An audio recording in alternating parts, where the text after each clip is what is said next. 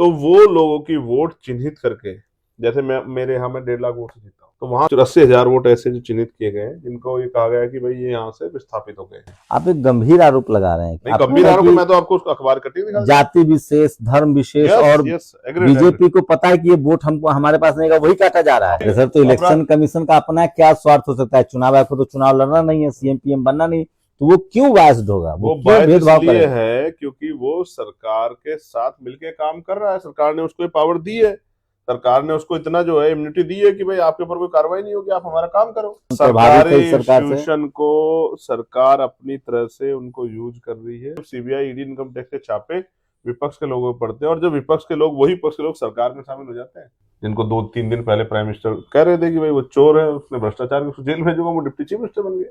बहुत बड़े पैमाने पे कई जगह पे इस तरह से इलेक्शन कमीशन का मिसयूज देखा गया। पूरा विपक्ष विरोध कर रहा है। क्यों कर रहा है? इसलिए कर रहा है क्योंकि वो सरकार के मंशा को जान गया। कितने घुसपैठे पकड़े गए बिहार में, और दिल्ली के जहां मुख्यमंत्री हारते उतने ही वोट कटे जितने वोट से बाहर है। यूपी में तो हम अपने वोट को सिक्योर भी कर रहे हैं, चुनाव जनता के गठबंधन से लड़ेंगे।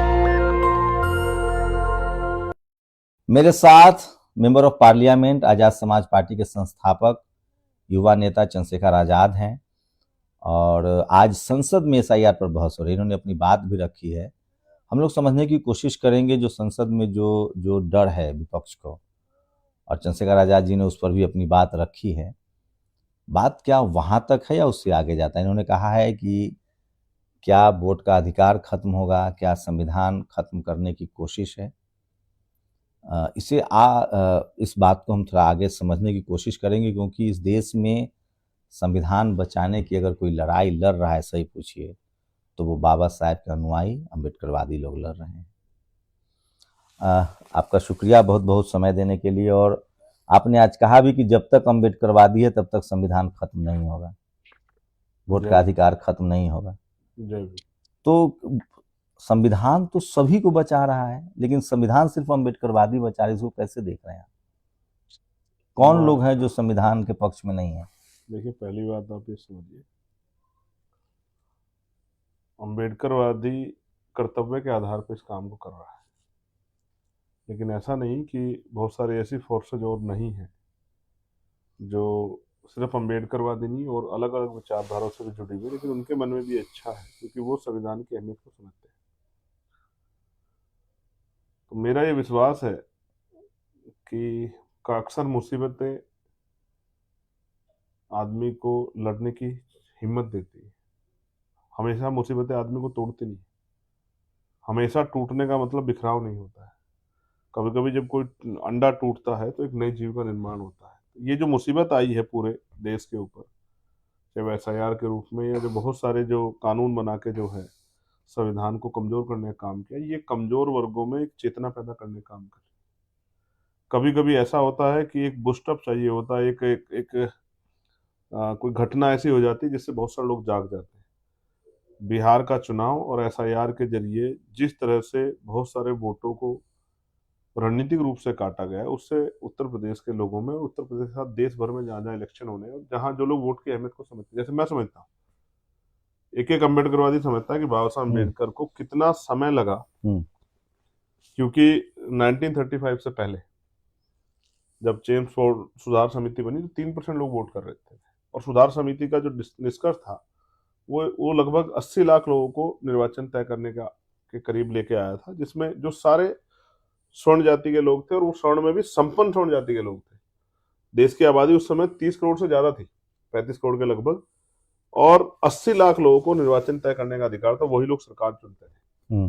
बाबा साहब अम्बेडकर इस बात पे लड़े, और बहिष्कृत हितकारिणी सभा जो उन्होंने बनाई उसके जरिए उन्होंने मेमोरेंडम दिया साइमन कमीशन को, और फिर गोलमेज कॉन्फ्रेंस में उन्होंने इस बात को कहा कि भाई वोट का जो अधिकार है ये किसी कृपा नहीं है, ये अधिकार है। और लोकतंत्र तभी लोकतंत्र बनेगा जब देश के हर वयस्क यानी कि बालिग व्यक्ति को वोट का राइट मिलेगा। तो बहुत सारे लोग तो यही नहीं जानते शंभू भाई कि इस देश में महिलाओं को और कमजोर वर्गों को, कि जब गोलमेज कॉन्फ्रेंस होती तो कमजोर वर्गों के ऑपरेशन कम्युनिटी सब 2 ही प्रतिनिधि थे वहां 5 करोड़ आबादी के। कौन? एक डॉक्टर अम्बेडकर, एक श्रीनिवासन साहब। ये 2 अगर हमारे लीडर वहां नहीं होते तो हमारे विषय में चर्चा ही नहीं होती। अगर आज पार्लियामेंट में मैं नहीं हूं तो हमसे जुड़ी विषय चर्चा कौन करेगा? इसलिए लोगों को यही नहीं पता कि जो महिलाओं को वोटिंग राइट मिला है और देश में SC ST OBC को जो वोटिंग राइट मिला, ये दिलाया किसने? और सामान्य जाति के कमजोर परिवार के लोगों को वोटिंग राइट किसने दिलाया? तो ये उस समय के जो तमाम राजनीतिक दल थे वो तो उसी व्यवस्था पे सहमत थे, जिसमें महिलाओं को वोट नहीं था, जिसमें सामान्य जाति गरीबों को वोट नहीं था, SC ST OBC को वोट नहीं था, मुसलमानों को वोट नहीं था, पिछड़े मुसलमानों को। ये तो बाबा साहब का एक ये सोच थी कि अगर लोकतांत्रिक व्यवस्था देश में हो तो वो इतनी प्रतिकूल हो, जिसमें इतनी अनुकूल हो वो कमजोर वर्गों के, कि वो कमजोर वर्ग भी अपनी हिस्सेदारी को सुनिश्चित कर सके। और इस पे बहुत सारे थॉट, जैसे मामला रामसु वर्मा ने कहा कि वोट मताधिकार सिर्फ मताधिकार नहीं है, ये सामाजिक न्याय को स्थापित करने का एक सुरक्षा कवच है। चौधरी चरण सिंह जी ने कहा, हाँ, चौधरी चरण सिंह जी ने तो आगे बढ़ के कहा कि मताधिकार अनिवार्य होना चाहिए, हर आदमी करना चाहिए, ये लोग ये लोकतांत्रिक जो है शक्ति है। तो आप ये समझो, मैं भी आज कह रहा हूं कि हर व्यक्ति को वोटिंग राइट अनिवार्य कर देना चाहिए। जैसे उसके तो SIR से क्या खतरा लग रहा है आप लोग? अब तो बिहार में SIR हुआ, ठीक है, बीजेपी जीती है, अब यूपी में SIR है, लोग कह रहे हैं कि SIR अब होता रहेगा, बीजेपी जीती रहे। आपको क्या लगता है SIR से बीजेपी को क्या फायदा हो रहा है? देखिए, SIR तो चुनाव आयोग कर रहा है। नहीं, SIR को इलेक्शन कमीशन के अधिकारी सिर्फ नहीं वो करवा रहे फुलफिल, उसका जो डेटा वो तैयार हो रहा है वो एडमिनिस्ट्रेशन की निगरानी में हो रहा है। उसको डिस्टर्ब करना बहुत आसान है, उसमें कमियां निकालना बड़ा आसान है। और वो लिस्टें जब जारी होती हैं, वोटिंग लिस्टें, उसके बाद जो है उसमें बहुत सुधार की क्षमता नहीं रहती है। आप ये समझिए कि जो इनके विरोध का वोट है बीजेपी के, जो इनको वोट नहीं करते, जैसे अम्बेडकरवाद इनको वोट नहीं करता है, जैसे और भी पिछड़े वर्ग की कुछ जातियां जो इनको वोट नहीं करते हैं सामाजिक न्याय के नाम पे, जो इनकी विचार को जानती है, ऐसा परसेप्शन है अल्पसंख्यक समाज के बारे में। जैसे मुस्लिम समाज के लोग हैं, बहुत बड़े पैमाने पे वो जानते हैं कि ये उनके हितैषी नहीं हो सकते, तो वो इनको वोट नहीं करते हैं। तो वो लोगों की वोट चिन्हित करके, जैसे मेरे यहाँ में 1.5 लाख वोट से जीता हूँ, तो वहां 80,000 वोट ऐसे जो चिन्हित किए गए हैं, जिनको ये कहा गया है कि भाई ये यहाँ से विस्थापित हो गए, और लगभग 47,000 वोट जो है, अभी जो मैंने आंकड़े पढ़े थे, 47,000, हाउस खत्म हो जाएगा, मैं वहां जाऊंगा, एक एक चीज को क्रॉस चेक करूंगा। हम तो अपने यहाँ एक वोट नहीं कटने देंगे। जब नई वोट बनेगी तो उसमें कोशिश करेंगे जिनका वोट इस तरह से हो गया उनके डॉक्यूमेंट तैयार करा के उनको करेंगे। लेकिन बहुत सारी ऐसी जातियां हैं। आप एक गंभीर आरोप लगा रहे हैं। नहीं, गंभीर आरोप मैं तो आपको अखबार कटिंग दिखा, जाति विशेष, धर्म विशेष, और बीजेपी को पता है कि ये वोट हमको हमारे पास नहीं, वही काटा जा रहा है। एक चीज और, उससे चुनाव आयोग को क्या फायदा है? मैं 1 मिनट, SIR तो चुनाव आयोग कर रहा है। मैं आपको कुछ और बताता हूँ।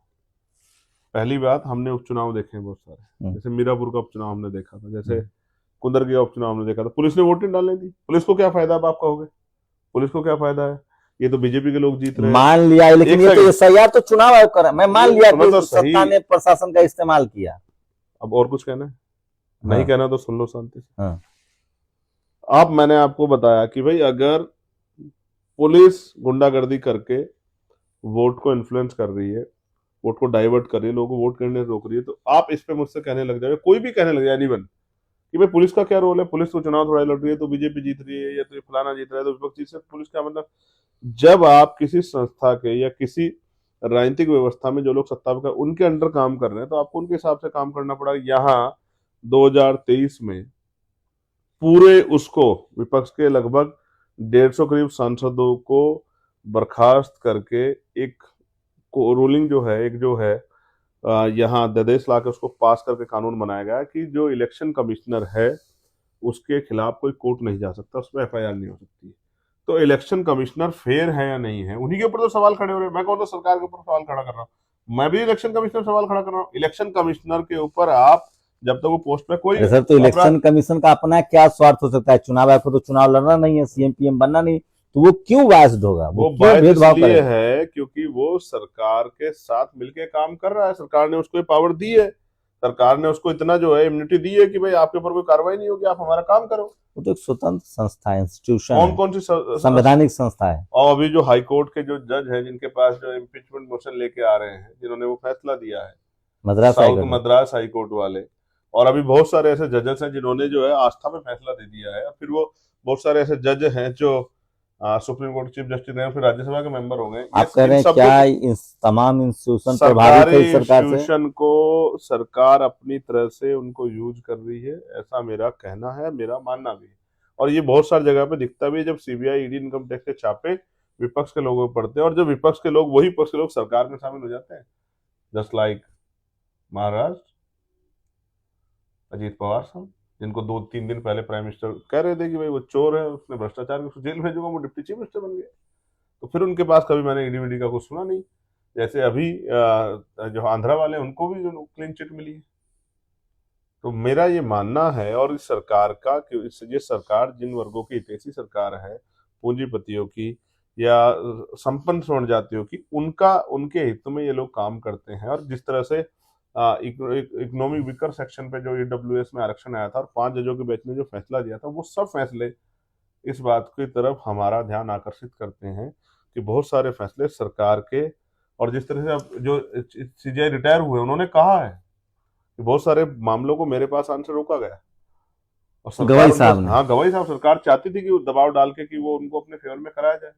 तो आप समझो, जब चीफ जस्टिस, अब सुप्रीम कोर्ट से ज्यादा स्वतंत्र कोई संस्था नहीं हो सकती ना, उनके तो नियुक्ति का भी अपना वो है, इनका तो फिर भी इसमें तो सरकार के लोग शामिल होते हैं, लेकिन उसमें तो होते ही नहीं कोई भी, वो तो इंडिपेंडेंट बॉडी है ना, कोलोजियम उसको है। कोलोजियम है वहां। तो उनके ऊपर अगर दबाव है, उनके अगर कुछ निजी स्वार्थों को या उनके पुराने किसी मामले को उठा के उनके ऊपर प्रेशर किया जा सकता है, तो ये कौन सी बड़ी बात है। चलिए मान लीजिए, आपकी बात भी मान लीजिए, और ये इससे पहली बार नुकसान नहीं किसको हुआ, ये है? पहली बार नहीं हुआ, इससे इससे पहले भी जब कांग्रेस की सरकारें थी, तो भी बहुत बड़े पैमाने पे कई जगह पे इस तरह से इलेक्शन कमीशन का मिसयूज देखा गया। इससे नुकसान किसको आप समझ रहे हैं, किसको नुकसान हो रहा सबसे है? बड़ा नुकसान आप क्यों लड़ रहे हैं इससे? आपको सबसे क्या बड़ा नुकसान? नुकसान उनको है जो ये इस राजनीतिक शक्ति को समझते हैं।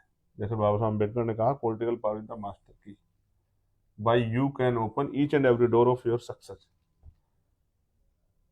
जो बाबा साहब अम्बेडकर को मानने वाले, जो फूले को मानने वाले, साहू को मानने वाले, परियार को मानने वाले, महामना रामसु वर्मा को मानने वाले हैं, जो संतराम बी प्रजापति को मानने वाले, जो कपूरी ठाकुर और बाबू जगदेव को मानने वाले लोग, जो लोकतंत्र में वोट की शक्ति को समझते हैं, और राजनीतिक व्यवस्था में अगर वो हम नहीं है तो हम पॉलिसी बनाने वाले नहीं बन सकते, और पॉलिसी नहीं बनाएंगे तो हमारे लोग एकदम पॉलिसी नहीं बनेंगे तो उनका सामाजिक, आर्थिक, राजनीतिक विकास नहीं हो सकता। जो इस बात को समझते हैं, उनको इस बात से भय होना चाहिए, और मुझे नहीं, देश के हर कमजोर वर्ग के व्यक्ति को इस बात से भय होना चाहिए।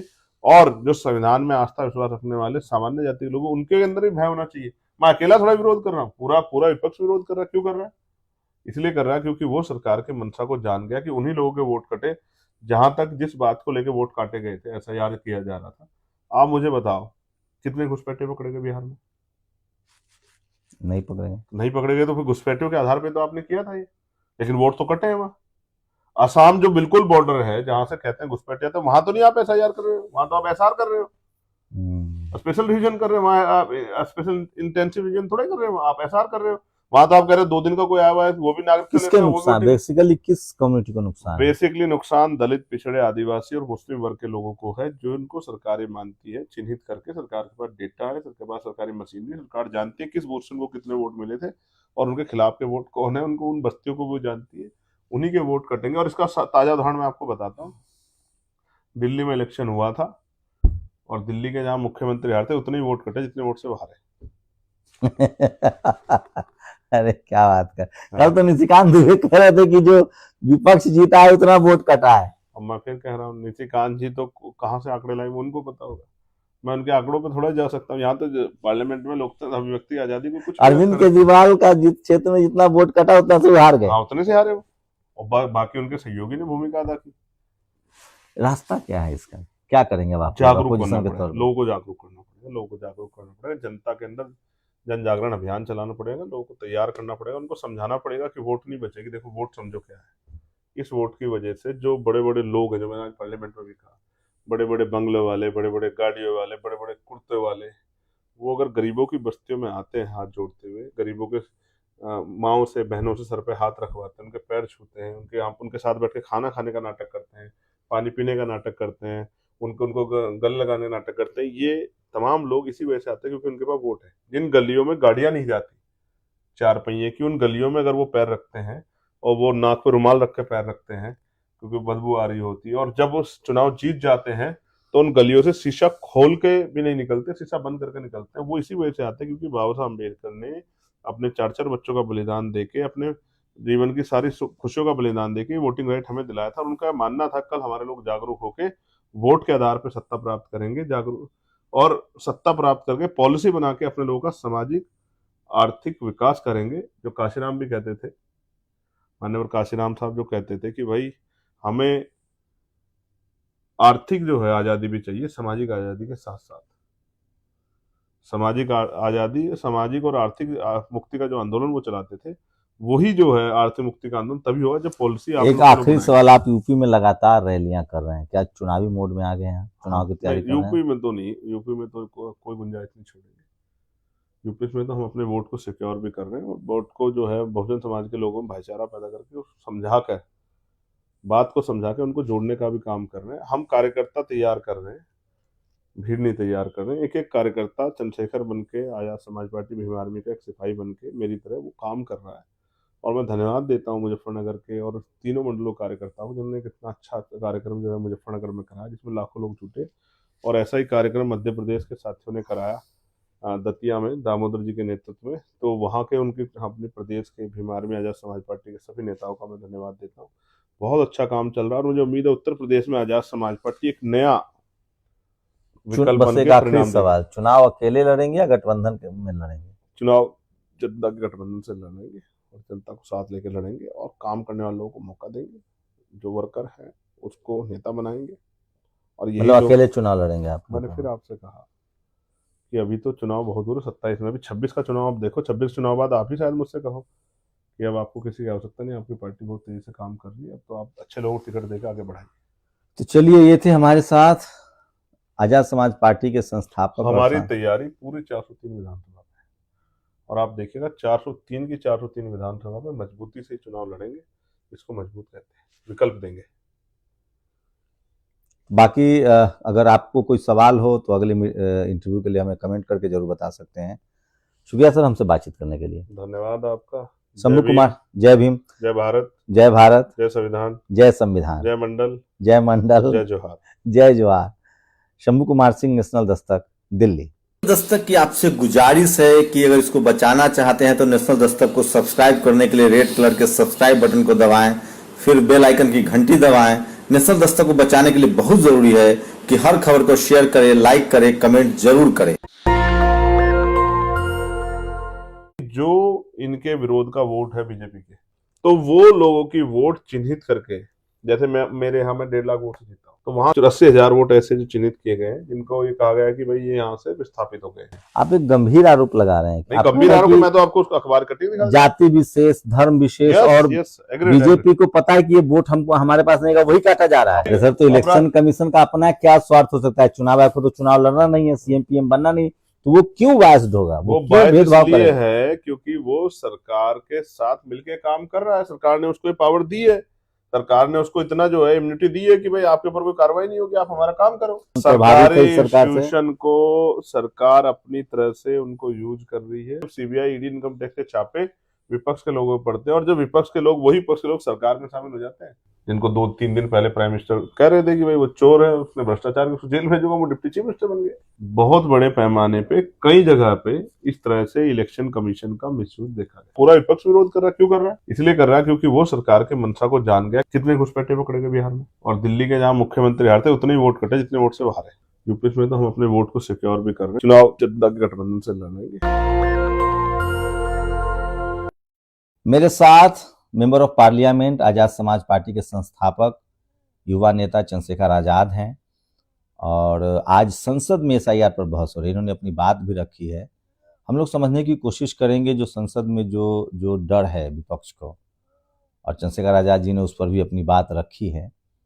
बात क्या वहां तक है या उससे आगे जाता है? इन्होंने कहा है कि क्या वोट का अधिकार खत्म होगा, क्या संविधान खत्म करने की कोशिश है?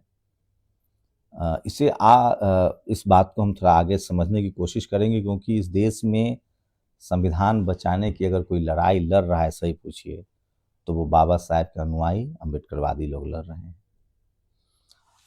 आपका शुक्रिया बहुत बहुत समय देने के लिए। और आपने आज कहा भी कि जब तक अम्बेडकरवादी है तब तक संविधान खत्म नहीं होगा, वोट का अधिकार खत्म नहीं होगा। तो संविधान तो सभी को बचा रहा है, लेकिन संविधान सिर्फ अम्बेडकरवादी बचा रहे हैं। इसको कैसे देख रहे हैं? कौन लोग हैं जो संविधान के पक्ष में नहीं है? देखिए, पहली बात आप ये समझिए, अम्बेडकरवादी कर्तव्य के आधार पर इस काम को कर रहा है, लेकिन ऐसा नहीं कि बहुत सारी ऐसी फोर्सेज और नहीं है जो सिर्फ अम्बेडकरवादी नहीं और अलग अलग विचारधाराओं से भी जुड़ी हुई, लेकिन उनके मन में भी अच्छा है क्योंकि वो संविधान की अहमियत को समझते हैं। तो मेरा ये विश्वास है कि अक्सर मुसीबतें आदमी को लड़ने की हिम्मत देती है। हमेशा मुसीबतें आदमी को तोड़ती नहीं। हमेशा टूटने का मतलब बिखराव नहीं होता है। कभी कभी जब कोई अंडा टूटता है तो एक नए जीव का निर्माण होता है। ये जो मुसीबत आई है पूरे देश के ऊपर, चाहे एसआईआर के रूप में या जो बहुत सारे जो कानून बना के जो है संविधान को कमजोर करने का काम किया, ये कमजोर वर्गों में एक चेतना पैदा करने का काम कर। कभी कभी ऐसा होता है कि एक बूस्टअप चाहिए होता है, एक एक, एक कोई घटना ऐसी हो जाती है जिससे बहुत सारे लोग जाग जाते हैं। बिहार का चुनाव और एसआईआर के जरिए जिस तरह से बहुत सारे वोटों को रणनीतिक रूप से काटा गया है, उससे उत्तर प्रदेश के लोगों में, उत्तर प्रदेश के साथ देश भर में जहाँ जहाँ इलेक्शन होने हैं, जहाँ जो लोग वोट की अहमियत को समझते हैं, जैसे मैं समझता हूँ, एक एक अम्बेडकरवादी समझता है कि बाबा साहब अम्बेडकर को कितना समय लगा, क्योंकि 1935 से पहले जब चेम्सफोर्ड सुधार समिति बनी तो 3% लोग वोट कर रहे थे, और सुधार समिति का जो निष्कर्ष था वो लगभग 80 लाख लोगों को निर्वाचन तय करने का के करीब लेके आया था, जिसमें जो सारे स्वर्ण जाति के लोग थे और वो स्वर्ण में भी संपन्न स्वर्ण जाति के लोग थे। देश की आबादी उस समय 30 करोड़ से ज्यादा थी, 35 करोड़ के लगभग, और 80 लाख लोगों को निर्वाचन तय करने का अधिकार था। वही लोग सरकार चुनते थे। बाबा साहब अम्बेडकर इस बात पे लड़े और बहिष्कृत हितकारिणी सभा जो उन्होंने बनाई, उसके जरिए उन्होंने मेमोरेंडम दिया साइमन कमीशन को, और फिर गोलमेज कॉन्फ्रेंस में उन्होंने इस बात को कहा कि भाई वोट का जो अधिकार है ये किसी कृपा नहीं है, ये अधिकार है। और लोकतंत्र तभी लोकतंत्र बनेगा जब देश के हर वयस्क यानी कि बालिग व्यक्ति को वोट का राइट मिलेगा। तो बहुत सारे लोग तो यही नहीं जानते शंभू भाई कि इस देश में महिलाओं को और कमजोर वर्गों को, कि जब गोलमेज कॉन्फ्रेंस होती तो कमजोर वर्गों के ऑपरेशन कम्युनिटी के सब 2 ही प्रतिनिधि थे वहां, 5 करोड़ आबादी के। कौन? एक डॉक्टर अंबेडकर, एक श्रीनिवासन साहब। ये 2 अगर हमारे लीडर वहां नहीं होते तो हमारे विषय पर चर्चा ही नहीं होती। अगर आज पार्लियामेंट में मैं नहीं हूं तो हमसे जुड़ी विषय चर्चा कौन करेगा? इसलिए लोगों को यही नहीं पता कि जो महिलाओं को वोटिंग राइट मिला है और देश में SC ST OBC को जो वोटिंग राइट मिला, ये दिलाया किसने, और सामान्य जाति के कमजोर परिवार के लोगों को वोटिंग राइट किसने दिलाया? तो ये उस समय के जो तमाम राजनीतिक दल थे वो तो उसी व्यवस्था पे सहमत थे, जिसमें महिलाओं को वोट नहीं था, जिसमें सामान्य जाति गरीबों को वोट नहीं था, SC ST OBC को वोट नहीं था, मुसलमानों को वोट नहीं था, पिछड़े मुसलमानों को। ये तो बाबा साहब का एक ये सोच थी कि अगर लोकतांत्रिक व्यवस्था देश में हो तो वो इतनी प्रतिकूल हो, जिसमें इतनी अनुकूल हो वो कमजोर वर्गों के, कि वो कमजोर वर्ग भी अपनी हिस्सेदारी को सुनिश्चित कर सके। और इस पे बहुत सारे थॉट, जैसे मामला रामसु वर्मा ने कहा कि वोट मताधिकार सिर्फ मताधिकार नहीं है, ये सामाजिक न्याय को स्थापित करने का एक सुरक्षा कवच। चौधरी चरण सिंह जी ने कहा, हाँ, चौधरी चरण सिंह जी ने तो आगे बढ़ के कहा कि मताधिकार अनिवार्य होना चाहिए, हर आदमी करना चाहिए। ये लोग ये लोकतांत्रिक जो है शक्ति है। तो आप ये समझो, मैं भी आज कह रहा हूं कि हर व्यक्ति को वोटिंग राइट अनिवार्य कर देना चाहिए। जैसे उसके तो एसआईआर से क्या खतरा लग रहा है आप लोग? अब तो बिहार में एसआईआर हुआ, ठीक है, बीजेपी जीती है, अब यूपी में एसआईआर है, लोग कह रहे हैं कि एसआईआर अब होता रहेगा, बीजेपी जीती रहे। आपको क्या लगता है एसआईआर से बीजेपी को क्या फायदा हो रहा है? देखिए, एसआईआर तो चुनाव आयोग कर रहा है। नहीं, एसआईआर को इलेक्शन कमीशन के अधिकारी सिर्फ नहीं वो करवा रहे फुलफिल, उसका जो डेटा वो तैयार हो रहा है वो एडमिनिस्ट्रेशन की निगरानी में हो रहा है। उसको डिस्टर्ब करना बहुत आसान है, उसमें कमियां निकालना बड़ा आसान है। और वो लिस्टें जब जारी होती हैं, वोटिंग लिस्टें, उसके बाद जो है उसमें बहुत सुधार की क्षमता नहीं रहती है। आप ये समझिए कि जो इनके विरोध का वोट है बीजेपी के, जो इनको वोट नहीं करते, जैसे अम्बेडकरवाद इनको वोट नहीं करता है, जैसे और भी पिछड़े वर्ग की कुछ जातियां जो इनको वोट नहीं करते हैं सामाजिक न्याय के नाम पे, जो इनकी विचार को जानती है। ऐसा परसेप्शन है अल्पसंख्यक समाज के बारे में। जैसे मुस्लिम समाज के लोग हैं बहुत बड़े पैमाने पे, वो जानते हैं कि ये उनके हितैषी नहीं हो सकते, तो वो इनको वोट नहीं करते हैं।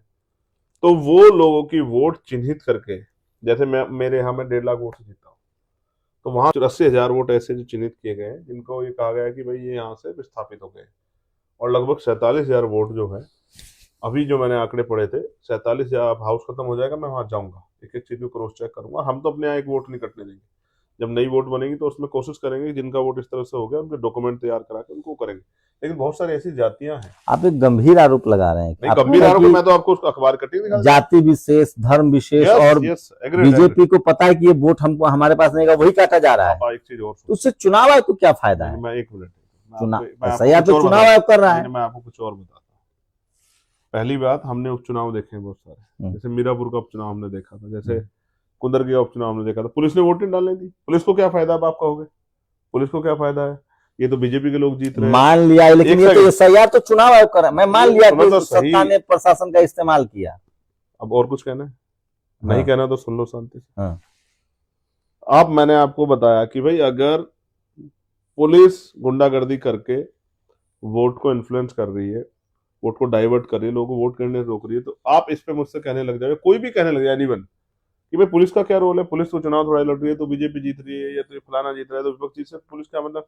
जब आप किसी संस्था के या किसी राजनीतिक व्यवस्था में जो लोग सत्ता पर उनके अंडर काम कर रहे हैं तो आपको उनके हिसाब से काम करना पड़ा। यहाँ 2023 में पूरे उसको विपक्ष के लगभग 150 करीब सांसदों को बर्खास्त करके एक रूलिंग जो है यहाँ अध्यादेश लाके उसको पास करके कानून बनाया गया कि जो इलेक्शन कमिश्नर है उसके खिलाफ कोई कोर्ट नहीं जा सकता, उस पर FIR नहीं हो सकती।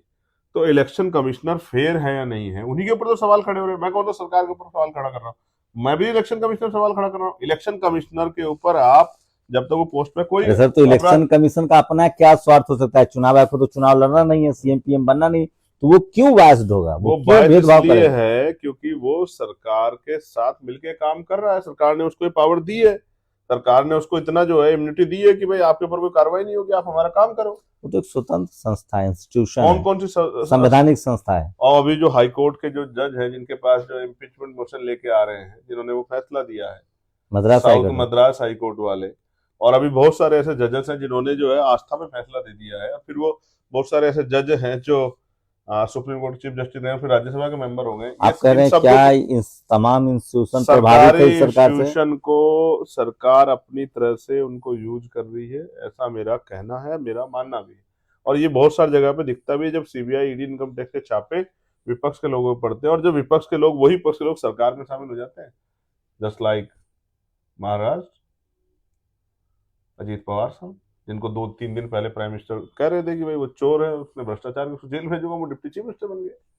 तो फिर उनके पास कभी मैंने ED का कुछ सुना नहीं। जैसे अभी जो आंध्रा वाले उनको भी जो क्लीन चिट मिली है।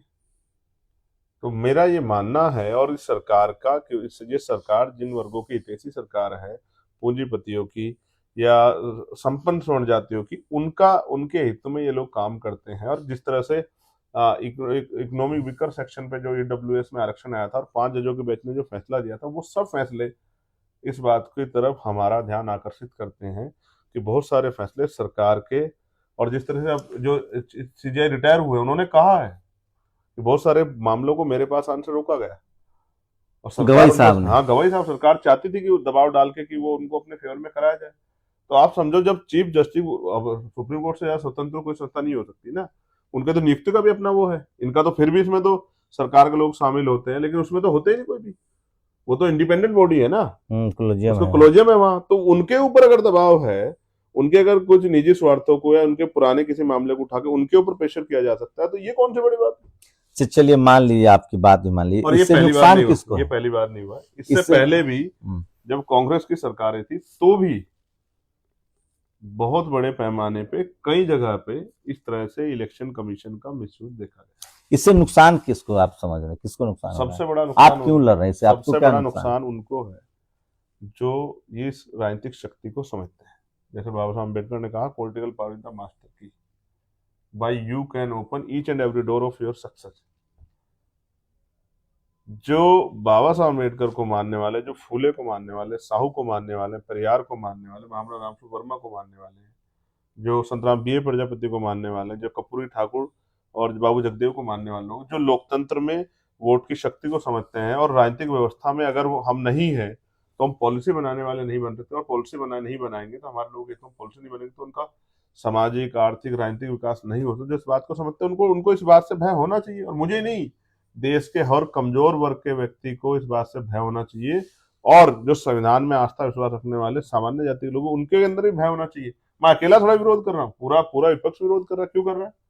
इसलिए कर रहा है क्योंकि वो सरकार के मंशा को जान गया कि उन्हीं लोगों के वोट कटे जहां तक जिस बात को लेकर वोट काटे गए थे, एसआईआर किया जा रहा था। आप मुझे बताओ कितने घुसपैठे पकड़े गए बिहार में? नहीं पकड़ेंगे। नहीं पकड़े गए तो फिर घुसपैठियों के आधार पर तो आपने किया था ये, लेकिन वोट तो कटे हैं वहां। असम जो बिल्कुल बॉर्डर है जहां से कहते हैं घुसपैठिया, तो वहां तो नहीं आप एसआईआर कर रहे हो, वहां तो आप एसआर कर रहे हो, स्पेशल डिवीजन कर रहे हो, वहां आप स्पेशल इंटेंसिव डिवीजन थोड़ा कर रहे हो, आप एसआर कर रहे हो। वहां तो आप कह रहे हो 2 दिन का कोई आया हुआ है वो भी नागरिक किसके नुकसान, बेसिकली किस कम्युनिटी को नुकसान? बेसिकली नुकसान दलित, पिछड़े, आदिवासी और मुस्लिम वर्ग के लोगों को है, जो इनको सरकारें मानती है, चिन्हित करके। सरकार के पास डेटा है, सरकार के पास सरकारी मशीनरी, सरकार जानती है किस पर्सन को कितने वोट मिले थे और उनके खिलाफ के वोट कौन है, उनको उन बस्तियों को वो जानती है, उन्हीं के वोट कटेंगे। और इसका ताजा उदाहरण मैं आपको बताता हूँ। दिल्ली में इलेक्शन हुआ था और दिल्ली के जहां मुख्यमंत्री हारे थे उतने ही वोट कटे जितने वोट से बाहर है। अरे क्या बात कर, कल तो निशिकांत दुबे कह रहे थे कि जो विपक्ष जीता है उतना वोट कटा है। अब मैं फिर कह रहा हूँ, निशिकांत जी तो कहाँ से आंकड़े लाई उनको पता होगा, मैं उनके आंकड़ों पे थोड़ा जा सकता हूँ। यहाँ तो पार्लियामेंट में लोकतंत्र अभिव्यक्ति आजादी को कुछ अरविंद केजरीवाल का क्षेत्र में जितना वोट कटा उतना से हार गए। हाँ, उतने से हारे वो, और बाकी उनके सहयोगी ने भूमिका अदा की। रास्ता क्या है इसका, क्या करेंगे आप? जागरूक करना पड़ेगा, लोगों को जागरूक करना पड़ेगा, लोगों को जागरूक करना पड़ेगा, जनता के अंदर जन जागरण अभियान चलाना पड़ेगा, लोगों को तैयार करना पड़ेगा, उनको समझाना पड़ेगा कि वोट नहीं बचेगी। देखो वोट समझो क्या है, इस वोट की वजह से जो बड़े बड़े लोग हैं, जो मैंने आज पार्लियामेंट में भी कहा, बड़े बड़े बंगले वाले, बड़े बड़े गाड़ियों वाले, बड़े बड़े कुर्ते वाले, वो अगर गरीबों की बस्तियों में आते हैं हाथ जोड़ते हुए, गरीबों के माओ से, बहनों से सर पे हाथ रखवाते हैं, उनके पैर छूते हैं, उनके साथ बैठ के खाना खाने का नाटक करते हैं, पानी पीने का नाटक करते हैं, उनको गल लगाने का नाटक करते हैं, ये तमाम लोग इसी वजह से आते हैं क्योंकि उनके पास वोट है। जिन गलियों में गाड़ियां नहीं जाती 4 पहिए की, उन गलियों में अगर वो पैर रखते हैं और वो नाक पे रुमाल रख के पैर रखते हैं क्योंकि बदबू आ रही होती है, और जब वो चुनाव जीत जाते हैं तो उन गलियों से शीशा खोल के भी नहीं निकलते, शीशा बंद करके निकलते हैं। वो इसी वजह से आते हैं क्योंकि बाबा साहब अम्बेडकर ने अपने 4-4 बच्चों का बलिदान देके, अपने जीवन की सारी खुशियों का बलिदान देके वोटिंग राइट हमें दिलाया था। और उनका मानना था कल हमारे लोग जागरूक होके वोट के आधार पर सत्ता प्राप्त करेंगे, जागरूक, और सत्ता प्राप्त करके पॉलिसी बना के अपने लोगों का सामाजिक आर्थिक विकास करेंगे। जो काशीराम भी कहते थे, मान्यवर काशीराम साहब जो कहते थे कि भाई हमें आर्थिक जो है आजादी भी चाहिए, सामाजिक आजादी के साथ साथ। सामाजिक आजादी, सामाजिक और आर्थिक मुक्ति का जो आंदोलन वो चलाते थे, वही जो है आर्थिक मुक्ति का आंदोलन तभी होगा जब पॉलिसी। एक आखिरी सवाल, आप यूपी में लगातार रैलियां कर रहे हैं, क्या चुनावी मोड में आ गए हैं, चुनाव की तैयारी कर रहे हैं? यूपी में तो नहीं, यूपी में तो कोई गुंजाइश नहीं छोड़ेंगे। यूपी में तो हम अपने वोट को सिक्योर भी कर रहे हैं, और वोट को जो है बहुजन समाज के लोगों में भाईचारा पैदा करके समझा कर, बात को समझा के उनको जोड़ने का भी काम कर रहे हैं। हम कार्यकर्ता तैयार कर रहे हैं, भीड़ नहीं तैयार कर रहे हैं। एक एक कार्यकर्ता चंद्रशेखर बन के, आजाद समाज पार्टी भीम आर्मी का एक सिपाही बन के मेरी तरह वो काम कर रहा है।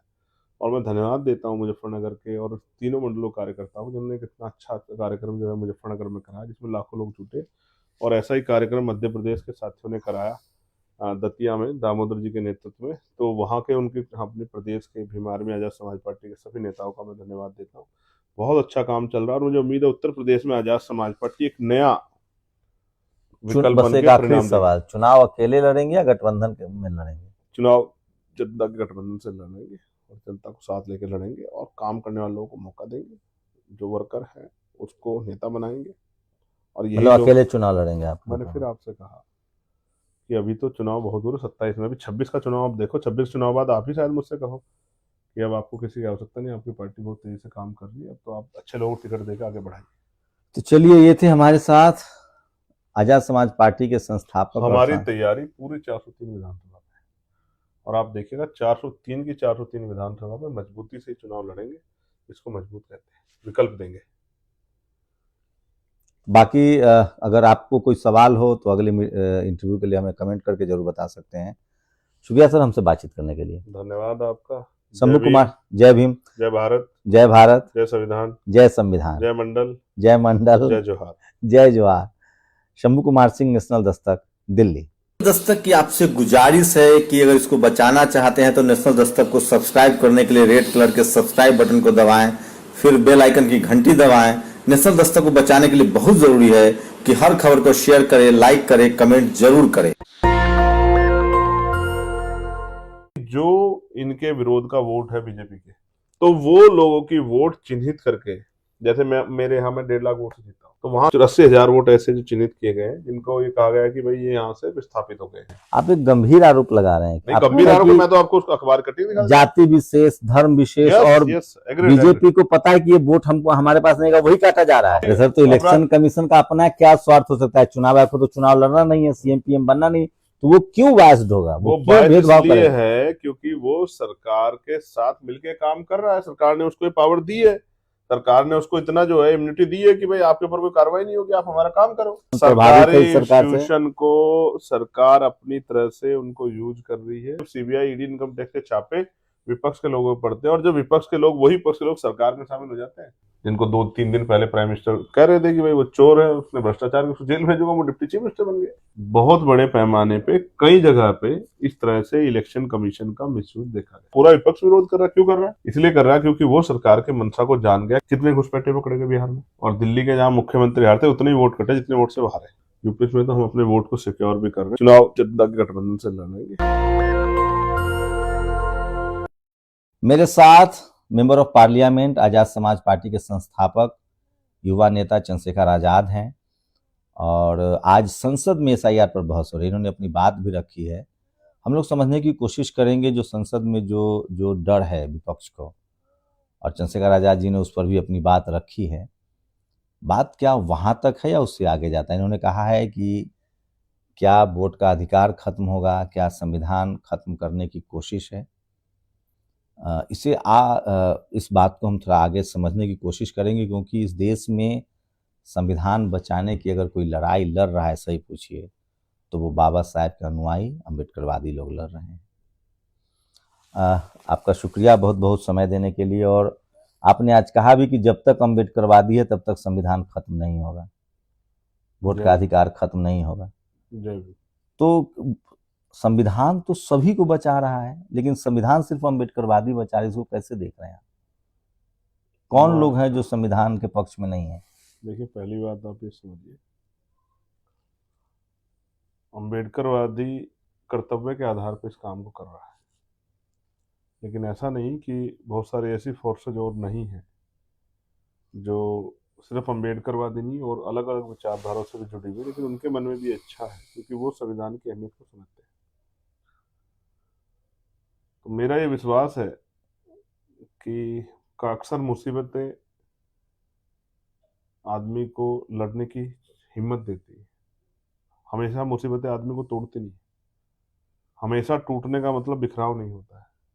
कभी कभी जब कोई अंडा टूटता है तो एक नई जीव का निर्माण होता है। ये जो मुसीबत आई है पूरे देश के ऊपर, चाहे एसआईआर के रूप में या जो बहुत सारे जो कानून बना के जो है संविधान को कमजोर करने का काम किया, ये कमजोर वर्गों में एक चेतना पैदा करने का काम करे।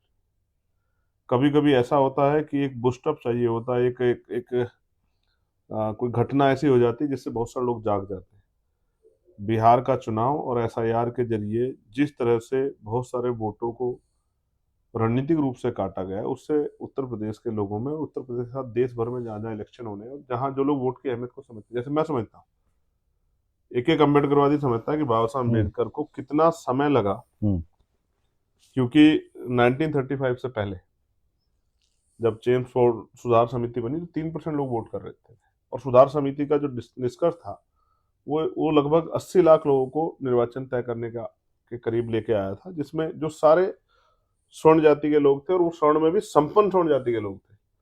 देश की आबादी उस समय 30 करोड़ से ज्यादा थी, 35 करोड़ के लगभग, और 80 लाख लोगों को निर्वाचन तय करने का अधिकार था। वही लोग सरकार चुनते थे।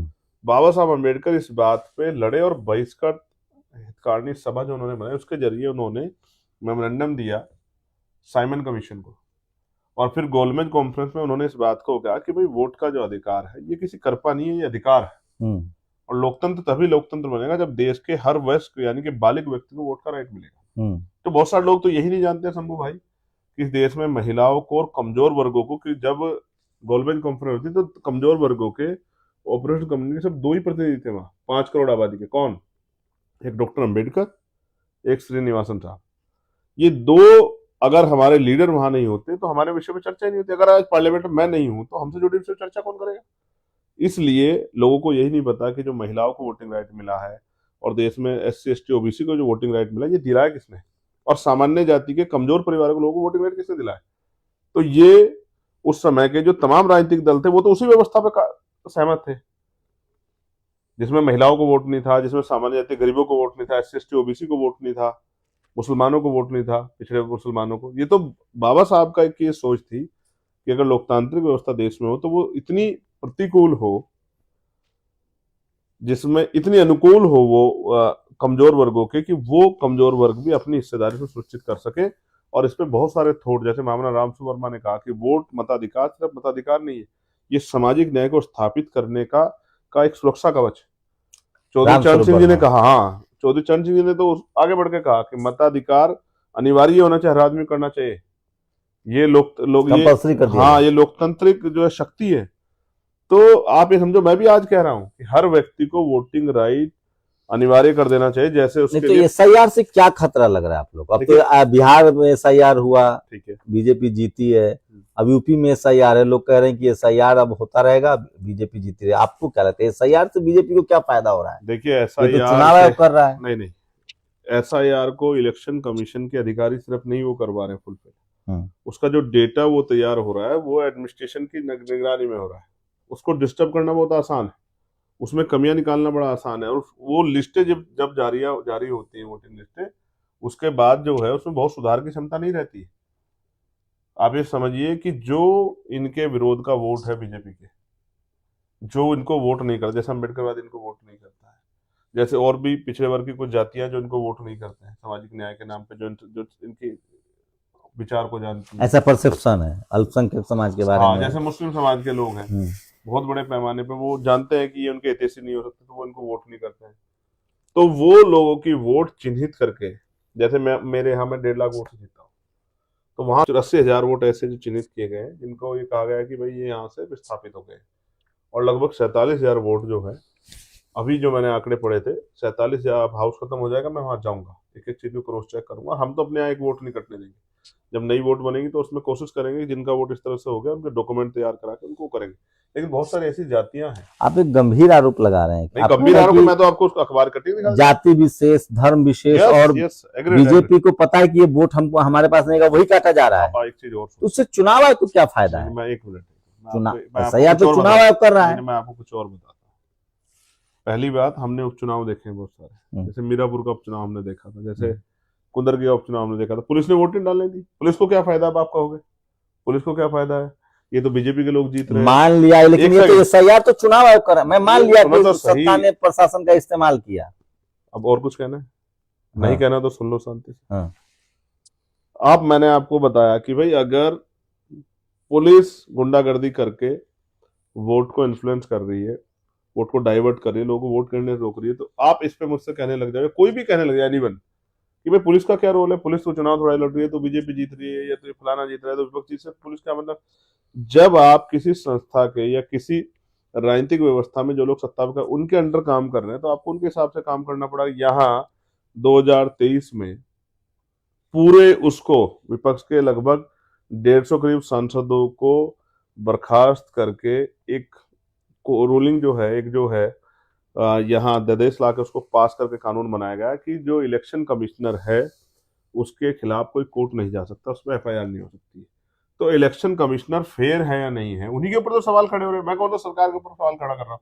मैं भी इलेक्शन कमिश्नर सवाल खड़ा कर रहा हूँ। इलेक्शन कमिश्नर के ऊपर आप जब तक वो पोस्ट पे कोई, सर, तो इलेक्शन कमीशन का अपना क्या स्वार्थ हो सकता है? चुनाव आयोग को तो चुनाव लड़ना नहीं है, CM PM बनना नहीं, तो वो क्यों बायस्ड होगा? वो भेदभाव है क्योंकि वो सरकार के साथ मिलके काम कर रहा है। सरकार ने उसको पावर दी है, सरकार ने उसको इतना जो है इम्यूनिटी दी है कि भाई आपके ऊपर कोई कार्रवाई नहीं होगी, आप हमारा काम करो। वो तो एक स्वतंत्र संस्था है, इंस्टीट्यूशन, कौन सी संवैधानिक संस्था है। और अभी जो हाईकोर्ट के जो जज हैं जिनके पास जो इम्पीचमेंट मोशन लेके आ रहे हैं, जिन्होंने वो फैसला दिया है, मद्रास हाईकोर्ट वाले, और अभी बहुत सारे ऐसे जजेस हैं जिन्होंने जो है आस्था में फैसला दे दिया है। फिर वो बहुत सारे ऐसे जज हैं जो सुप्रीम कोर्ट चीफ जस्टिस रहे, फिर राज्यसभा के मेंबर हो गए। आप कह रहे हैं क्या इस तमाम इंस्टीट्यूशन प्रभावित है सरकार से? इंस्टीट्यूशन को सरकार अपनी तरह से उनको यूज कर रही है, ऐसा मेरा कहना है, मेरा मानना भी है।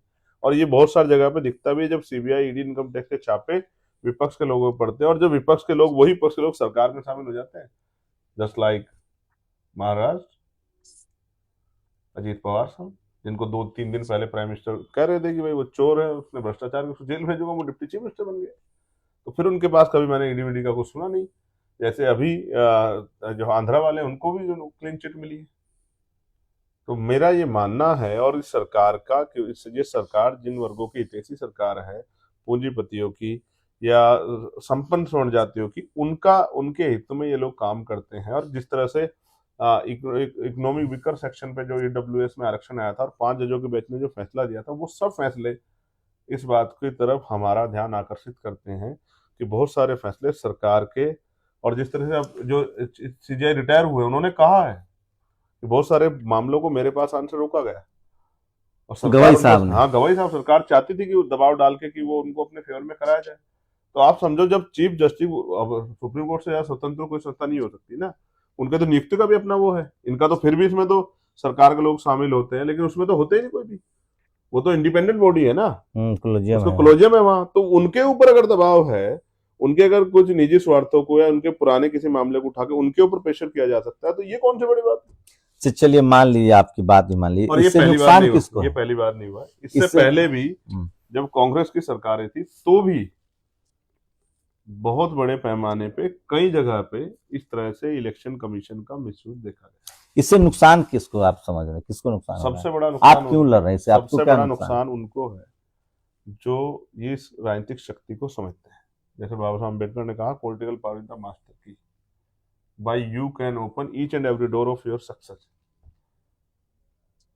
जो बाबा साहब अम्बेडकर को मानने वाले, जो फूले को मानने वाले, साहू को मानने वाले, परियार को मानने वाले, महामना रामसु वर्मा को मानने वाले, जो संतराम बीए प्रजापति को मानने वाले, जो कपूरी ठाकुर और बाबू जगदेव को मानने वाले लोग, जो लोकतंत्र में वोट की शक्ति को समझते हैं, और राजनीतिक व्यवस्था में अगर वो हम नहीं है तो हम पॉलिसी बनाने वाले नहीं बन सकते, और पॉलिसी नहीं बनाएंगे तो हमारे लोग एकदम पॉलिसी नहीं बनेंगे तो उनका सामाजिक, आर्थिक, राजनीतिक विकास नहीं हो सकता। इस बात को समझते हैं, उनको इस बात से भय होना चाहिए, और मुझे नहीं, देश के हर कमजोर वर्ग के व्यक्ति को इस बात से भय होना चाहिए, और जो संविधान में आस्था विश्वास रखने वाले सामान्य जाति के लोग, उनके अंदर भी भय होना चाहिए। मैं अकेला थोड़ा विरोध कर रहा हूँ, पूरा विपक्ष विरोध कर रहा है। क्यों कर रहा है?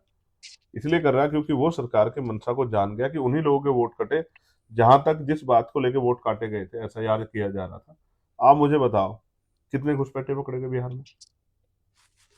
नहीं पकड़ेंगे, नहीं पकड़े गए, तो फिर घुसपैठियों के आधार पर तो आपने किया था ये, लेकिन वोट तो कटे हैं वहां।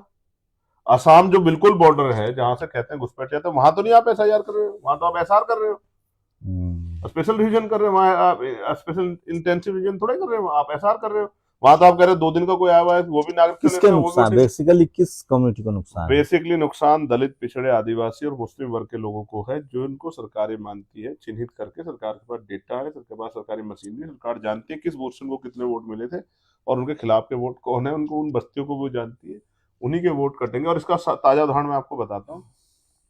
दिल्ली में इलेक्शन हुआ था, और दिल्ली के जहां मुख्यमंत्री हारे थे उतने ही वोट कटे जितने वोट से वो हारे।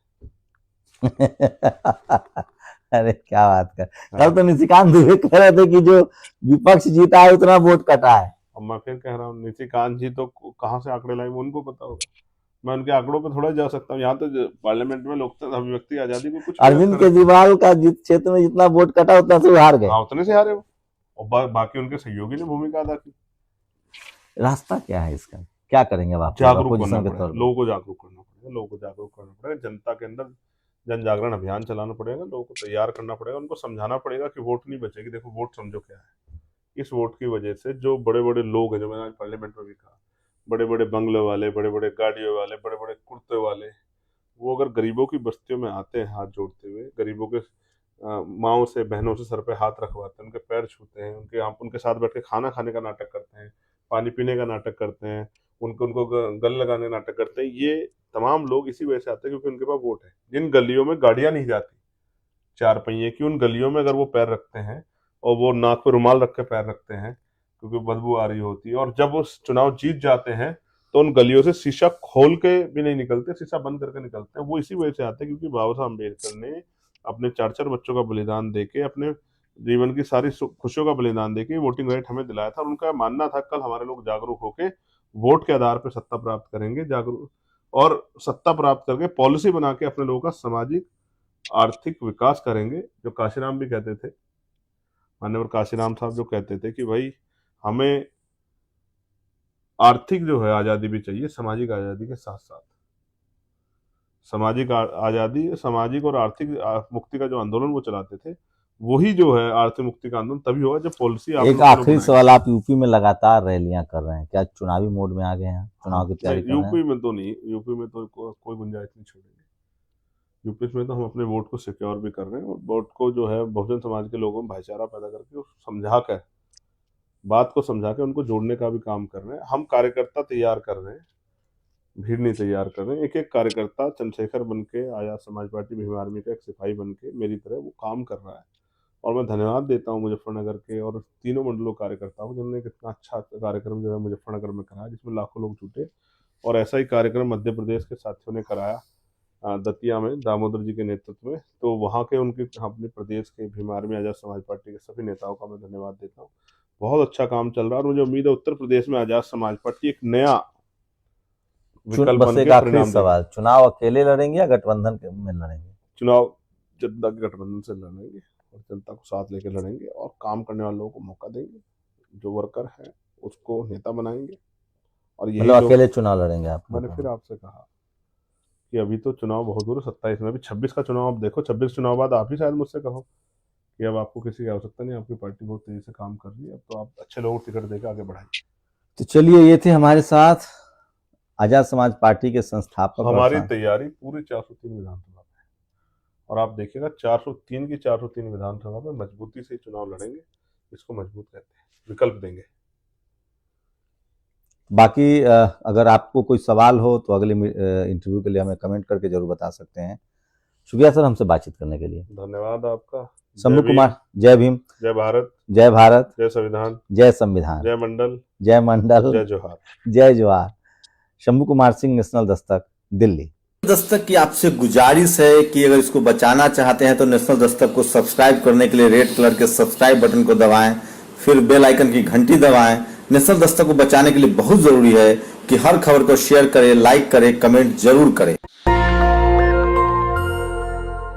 जो इनके विरोध का वोट है बीजेपी के, तो वो लोगों की वोट चिन्हित करके, जैसे मेरे यहाँ में 1.5 लाख वोट से जीता हूँ, तो वहाँ 84,000 वोट ऐसे जो चिन्हित किए गए हैं, जिनको ये कहा गया है कि भाई ये यहाँ से विस्थापित हो गए हैं। आप एक गंभीर आरोप लगा रहे हैं। नहीं, गंभीर आरोप मैं तो आपको अखबार कटिंग दिखा, जाति विशेष, धर्म विशेष, और बीजेपी को पता है कि ये वोट हमको हमारे पास नहीं, वही काटा जा रहा है। सर, तो इलेक्शन कमीशन का अपना क्या स्वार्थ हो सकता है? चुनाव आयोग को तो चुनाव लड़ना नहीं है, सीएम पीएम बनना नहीं, तो वो क्यों बायस्ड होगा? वो बायस्ड इसलिए है क्योंकि वो सरकार के साथ मिलके काम कर रहा है। सरकार ने उसको पावर दी है, सरकार ने उसको इतना जो है इम्यूनिटी दी है कि भाई आपके ऊपर कोई कार्रवाई नहीं होगी, आप हमारा काम करो। सरकारी इंस्टीट्यूशन को सरकार अपनी तरह से उनको यूज कर रही है। सीबीआई, ईडी, इनकम टैक्स के छापे विपक्ष के लोगों पर पड़ते हैं, और जब विपक्ष के लोग, वही विपक्ष के लोग सरकार में शामिल हो जाते हैं, जिनको 2-3 दिन पहले प्राइम मिनिस्टर कह रहे थे कि भाई वो चोर है, उसने भ्रष्टाचार की, उसको जेल भेजूंगा, वो डिप्टी चीफ मिनिस्टर बन गया।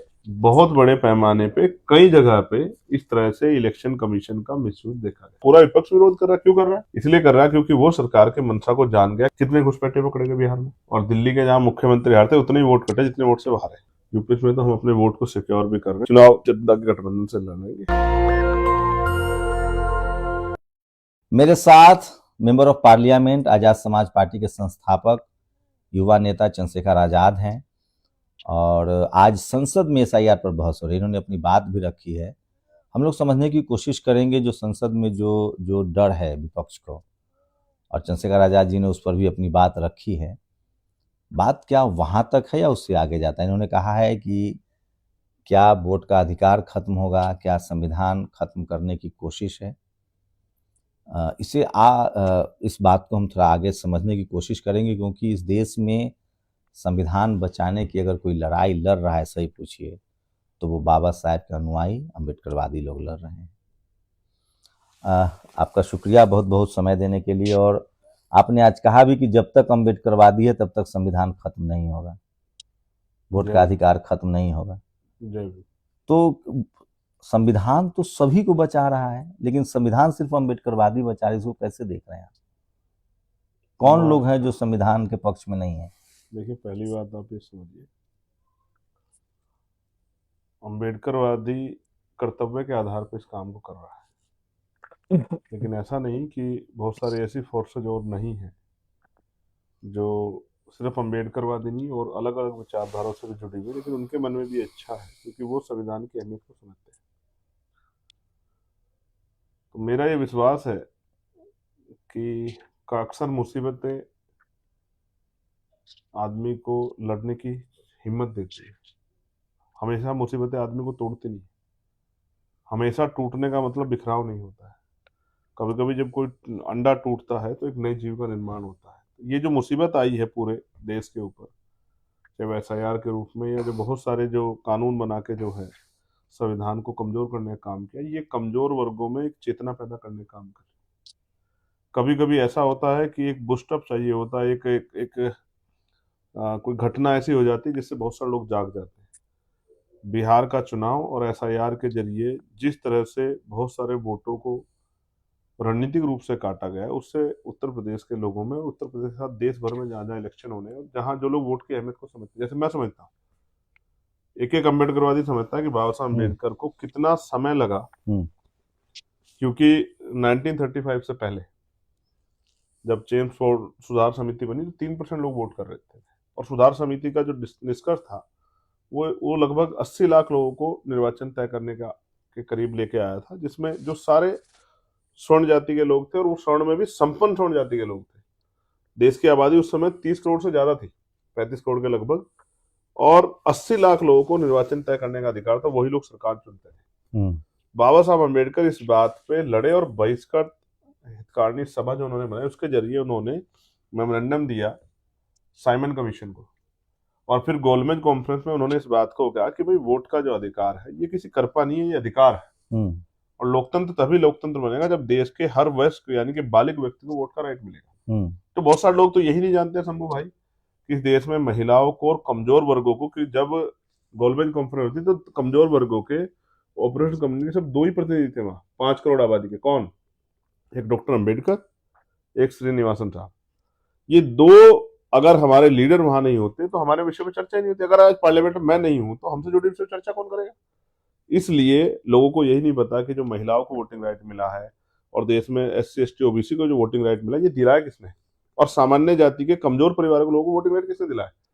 तो ये उस समय के जो तमाम राजनीतिक दल थे वो तो उसी व्यवस्था पे सहमत थे, जिसमें महिलाओं को वोट नहीं था, जिसमें सामान्य जाति गरीबों को वोट नहीं था, SC ST OBC को वोट नहीं था, मुसलमानों को वोट नहीं था, पिछड़े मुसलमानों को। ये तो बाबा साहब का एक ये सोच थी कि अगर लोकतांत्रिक व्यवस्था देश में हो तो वो इतनी प्रतिकूल हो, जिसमें इतनी अनुकूल हो वो कमजोर वर्गों के, कि वो कमजोर वर्ग भी अपनी हिस्सेदारी को सुनिश्चित कर सके। और इस पे बहुत सारे थोट, जैसे मामला रामसु वर्मा ने कहा कि वोट मताधिकार सिर्फ मताधिकार नहीं है, ये सामाजिक न्याय को स्थापित करने का एक सुरक्षा कवच है। चौधरी चरण सिंह जी ने कहा, हाँ, चौधरी चरण सिंह जी ने तो आगे बढ़ के कहा कि मताधिकार अनिवार्य होना चाहिए, हर आदमी करना चाहिए। ये ये लोकतांत्रिक जो है शक्ति है। तो आप ये समझो, मैं भी आज कह रहा हूं कि हर व्यक्ति को वोटिंग राइट अनिवार्य कर देना चाहिए। जैसे उसके तो SIR से क्या खतरा लग रहा है आप लोग? अब तो बिहार में SIR हुआ, ठीक है, बीजेपी जीती है, अब यूपी में SIR है, लोग कह रहे हैं कि SIR अब होता रहेगा, बीजेपी जीती रहे। आपको क्या लगता है SIR से बीजेपी को क्या फायदा हो रहा है? देखिए, SIR तो चुनाव कर रहा है। नहीं, SIR को इलेक्शन कमीशन के अधिकारी सिर्फ नहीं वो करवा रहे फुलफिल, उसका जो डेटा वो तैयार हो रहा है वो एडमिनिस्ट्रेशन की निगरानी में हो रहा है। उसको डिस्टर्ब करना बहुत आसान है, उसमें कमियां निकालना बड़ा आसान है। और वो लिस्टें जब जारी होती हैं, वोटिंग लिस्टें, उसके बाद जो है उसमें बहुत सुधार की क्षमता नहीं रहती है। आप ये समझिए कि जो इनके विरोध का वोट है बीजेपी के, जो इनको वोट नहीं करता, जैसे अम्बेडकरवादी इनको वोट नहीं करता है, जैसे और भी पिछड़े वर्ग की कुछ जातियां जो इनको वोट नहीं करते हैं सामाजिक न्याय के नाम पे, जो इनकी विचार को जानती है, ऐसा परसेप्शन है अल्पसंख्यक समाज के बारे में। जैसे मुस्लिम समाज के लोग हैं बहुत बड़े पैमाने पे, वो जानते हैं कि ये उनके हितैषी नहीं हो सकते, तो वो इनको वोट नहीं करते हैं। तो वो लोगों की वोट चिन्हित करके, जैसे मेरे यहाँ मैं 1.5 लाख वोट से जीता हूँ, तो वहां 84,000 वोट ऐसे जो चिन्हित किए गए हैं जिनको ये कहा गया है कि भाई ये यहाँ से विस्थापित हो गए, और लगभग 47,000 वोट जो है, अभी जो मैंने आंकड़े पढ़े थे, 47,000, हाउस खत्म हो जाएगा मैं वहां जाऊंगा, एक एक चीज को क्रॉस चेक करूंगा। हम तो अपने यहाँ एक वोट नहीं कटने देंगे। जब नई वोट बनेगी तो उसमें कोशिश करेंगे कि जिनका वोट इस तरह से हो गया उनके डॉक्यूमेंट तैयार करा के उनको करेंगे। लेकिन बहुत सारी ऐसी जातियां हैं। आप एक गंभीर आरोप लगा रहे हैं नहीं, आपने गंभीर कहा आरोप कि मैं तो आपको उस अखबार कटिंग दिखा देता जाति विशेष, धर्म विशेष हूं। और यस, एग्रीड। बीजेपी को पता है कि ये वोट हमको हमारे पास नहीं, वही काटा जा रहा है, आप एक चीज और तो उससे चुनाव आयोग को क्या फायदा है? मैं एक मिनट, चुनाव मैं आपको SIR कुछ तो और चुनाव बताता आयोग कर रहा हूं। है। मैं आपको कुछ और बताता हूँ। पहली बात, हमने उपचुनाव देखे हैं बहुत सारे, जैसे मीरापुर का उपचुनाव हमने देखा था, जैसे कुंदरगी का उपचुनाव हमने देखा था। पुलिस ने वोट नहीं डालने दी। पुलिस को क्या फायदा, अब आप कहोगे पुलिस को क्या फायदा है, ये तो बीजेपी के लोग जीत रहे हैं। मान लिया, लेकिन ये तो SIR तो चुनाव आयोग कर रहा है। मैं मान लिया सुनो कि तो सही। सत्ता ने प्रशासन का इस्तेमाल किया। अब और कुछ कहना है? नहीं हाँ। कहना तो सुन लो शांति से। हाँ। आप, मैंने आपको बताया कि भाई अगर पुलिस गुंडागर्दी करके वोट को इन्फ्लुएंस कर रही है, वोट को डाइवर्ट कर रही है, लोगों को वोट करने से रोक रही है, तो आप इस पे मुझसे कहने लग जाओगे, कोई भी कहने लग जाए, एनीवन, कि भाई पुलिस का क्या रोल है, पुलिस तो चुनाव थोड़ा लड़ रही है तो बीजेपी जीत रही है, या तो फलाना जीत रहा है तो विपक्ष जीत रहा है, पुलिस क्या मतलब? जब आप किसी संस्था के या किसी राजनीतिक व्यवस्था में जो लोग सत्ता पर उनके अंडर काम कर रहे हैं तो आपको उनके हिसाब से काम करना पड़ा। यहाँ 2023 में पूरे उसको विपक्ष के लगभग 150 करीब सांसदों को बर्खास्त करके एक रूलिंग जो है, एक जो है यहाँ अध्यादेश लाकर उसको पास करके कानून बनाया गया कि जो इलेक्शन कमिश्नर है उसके खिलाफ कोई कोर्ट नहीं जा सकता, उस पर FIR नहीं हो सकती। तो इलेक्शन कमिश्नर फेयर है या नहीं है, उन्हीं के ऊपर तो सवाल खड़े हो रहे हैं। मैं कौन सा सरकार के ऊपर सवाल खड़ा कर रहा हूँ? मैं भी इलेक्शन कमिश्नर सवाल खड़ा कर रहा हूँ। इलेक्शन कमिश्नर के ऊपर आप, जब तक वो पोस्ट पे कोई, सर तो इलेक्शन कमीशन का अपना क्या स्वार्थ हो सकता है? चुनाव आयोग को तो चुनाव लड़ना नहीं है, CM PM बनना नहीं, तो वो क्यों बायस्ड होगा? वो क्यों भेदभाव इसलिए करेगा? है क्योंकि वो सरकार के साथ मिलके काम कर रहा है। सरकार ने उसको पावर दी है, सरकार ने उसको इतना जो है इम्यूनिटी दी है कि भाई आपके ऊपर कोई कार्रवाई नहीं होगी, आप हमारा काम करो। वो तो एक स्वतंत्र संस्था है, इंस्टीट्यूशन कौन है, कौन सी संवैधानिक संस्था है। और अभी जो हाई कोर्ट के जो जज हैं जिनके पास जो इम्पीचमेंट मोशन लेके आ रहे हैं, जिन्होंने वो फैसला दिया है, मद्रास हाई कोर्ट वाले, और अभी बहुत सारे ऐसे जजेस हैं जिन्होंने जो है आस्था में फैसला दे दिया है। और फिर वो बहुत सारे ऐसे जज हैं जो सुप्रीम कोर्ट चीफ जस्टिस रहे, फिर राज्यसभा के मेंबर हो गए। आप कह रहे हैं क्या इस तमाम इंस्टीट्यूशन प्रभावित है सरकार से? इंस्टीट्यूशन को सरकार अपनी तरह से उनको यूज कर रही है, ऐसा मेरा कहना है, मेरा मानना भी है। और ये बहुत सारी जगह पे दिखता भी है, जब CBI ED इनकम टैक्स के छापे विपक्ष के लोगों पर पड़ते हैं, और जब विपक्ष के लोग, वही विपक्ष के लोग सरकार में शामिल हो जाते हैं। जस्ट लाइक महाराष्ट्र, अजीत पवार साहब, जिनको 2-3 दिन पहले प्राइम मिनिस्टर कह रहे थे कि भाई वो चोर है, उसने भ्रष्टाचार की, उसको जेल भेजूंगा, वो डिप्टी चीफ मिनिस्टर बन गए। तो फिर उनके पास कभी मैंने ED का कुछ सुना नहीं। जैसे अभी जो आंध्रा वाले, उनको भी जो क्लीन चिट मिली है।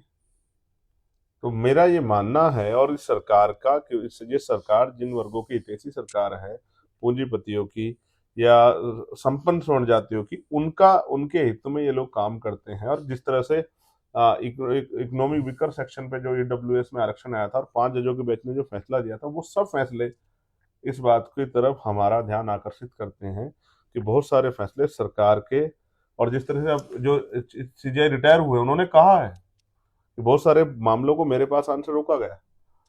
और गवाई साहब ने, हाँ, गवाई साहब, सरकार चाहती थी कि वो दबाव डाल के कि वो उनको अपने फेवर में कराया जाए। तो आप समझो, जब चीफ जस्टिस, सुप्रीम कोर्ट से स्वतंत्र कोई संस्था नहीं हो सकती ना, उनके तो नियुक्ति का भी अपना वो है, इनका तो फिर भी इसमें तो सरकार के लोग शामिल होते हैं, लेकिन उसमें तो होते ही नहीं कोई भी, वो तो इंडिपेंडेंट बॉडी है ना, कोलोजियम है वहां। तो उनके ऊपर अगर दबाव है, उनके अगर कुछ निजी स्वार्थों को या उनके पुराने किसी मामले को उठा के उनके ऊपर प्रेशर किया जा सकता है, तो ये कौन सी बड़ी बात है? चलिए मान लीजिए, आपकी बात भी मान लीजिए, और ये पहली बार नहीं हुआ, ये पहली बार नहीं हुआ। इससे पहले भी जब कांग्रेस की सरकारें थी, तो भी बहुत बड़े पैमाने पे कई जगह पे इस तरह से इलेक्शन कमीशन का मिसयूज देखा गया। इससे नुकसान किसको आप समझ रहे हैं? किसको नुकसान? सबसे बड़ा नुकसान, आप क्यों लड़ रहे हैं इससे? आपको सबसे क्या बड़ा नुकसान उनको है जो ये राजनीतिक शक्ति को समझते हैं।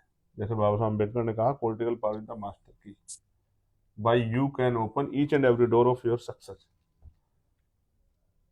जो बाबा साहब अम्बेडकर को मानने वाले, जो फूले को मानने वाले, साहू को मानने वाले, परियार को मानने वाले, महामना रामसु वर्मा को मानने वाले, जो संतराम BA प्रजापति को मानने वाले, जो कपूरी ठाकुर और बाबू जगदेव को मानने वाले लोग, जो लोकतंत्र में वोट की शक्ति को समझते हैं, और राजनीतिक व्यवस्था में अगर वो हम नहीं है तो हम पॉलिसी बनाने वाले नहीं बन सकते, और पॉलिसी नहीं बनाएंगे तो हमारे लोग, एक पॉलिसी नहीं बनेगी तो उनका सामाजिक, आर्थिक, राजनीतिक विकास नहीं हो सकता। जो इस बात को समझते हैं, उनको इस बात से भय होना चाहिए, और मुझे नहीं, देश के हर कमजोर वर्ग के व्यक्ति को इस बात से भय होना चाहिए।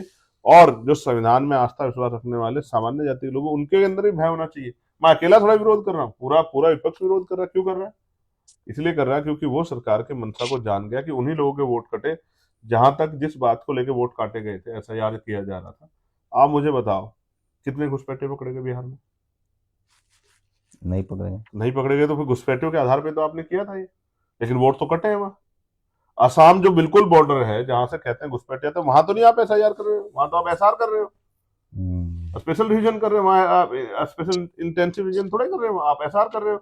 वहां तो आप कह रहे हो 2 दिन का कोई आया हुआ है वो भी नागरिक किसके नुकसान, बेसिकली किस कम्युनिटी को नुकसान? बेसिकली नुकसान दलित, पिछड़े, आदिवासी और मुस्लिम वर्ग के लोगों को है, जो इनको सरकारें मानती है, चिन्हित करके। सरकार के पास डेटा है, सरकार के पास सरकारी मशीनरी, सरकार जानती है किस पर्सन को कितने वोट मिले थे और उनके खिलाफ के वोट कौन है, उनको उन बस्तियों को वो जानती है, उन्हीं के वोट कटेंगे। और इसका ताजा उदाहरण मैं आपको बताता हूँ।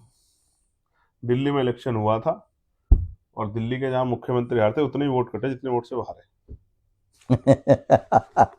अरे क्या बात कर, कल तो निशिकांत दुबे कह रहे थे कि जो विपक्ष जीता है उतना वोट कटा है। अब मैं फिर कह रहा हूँ, निशिकांत जी तो कहाँ से आंकड़े लाए उनको पता होगा, मैं उनके आंकड़ों पे थोड़ा जा सकता हूँ। यहाँ तो पार्लियामेंट में लोकतंत्र, अभिव्यक्ति, आजादी को कुछ अरविंद केजरीवाल का क्षेत्र में जितना वोट कटा उतना से हार गए। हाँ, उतने से हारे वो, और बाकी उनके सहयोगी ने भूमिका अदा की। रास्ता क्या है इसका, क्या करेंगे आप? जागरूक करना पड़ेगा, लोगों को जागरूक करना पड़ेगा, लोगों को जागरूक करना पड़ेगा, जनता के अंदर जन जागरण अभियान चलाना पड़ेगा, लोगों को तैयार करना पड़ेगा, उनको समझाना पड़ेगा कि वोट नहीं बचेगी। देखो वोट समझो क्या है, इस वोट की वजह से जो बड़े बड़े लोग हैं, जो मैंने आज पार्लियामेंट में भी कहा, बड़े बड़े बंगले वाले, बड़े बड़े गाड़ियों वाले, बड़े बड़े कुर्ते वाले, वो अगर गरीबों की बस्तियों में आते हैं हाथ जोड़ते हुए, गरीबों के माओ से, बहनों से सर पे हाथ रखवाते हैं, उनके पैर छूते हैं, उनके साथ बैठ के खाना खाने का नाटक करते हैं, पानी पीने का नाटक करते हैं, उनको गल लगाने का नाटक करते हैं, ये तमाम लोग इसी वजह से आते हैं क्योंकि उनके पास वोट है। जिन गलियों में गाड़ियां नहीं जाती 4 पहिए की, उन गलियों में अगर वो पैर रखते हैं और वो नाक पे रुमाल रख के पैर रखते हैं क्योंकि बदबू आ रही होती है, और जब वो चुनाव जीत जाते हैं तो उन गलियों से शीशा खोल के भी नहीं निकलते, शीशा बंद करके निकलते हैं। वो इसी वजह से आते हैं क्योंकि बाबा साहब अम्बेडकर ने अपने 4-4 बच्चों का बलिदान देके, अपने जीवन की सारी खुशियों का बलिदान देके वोटिंग राइट हमें दिलाया था। और उनका मानना था कल हमारे लोग जागरूक होके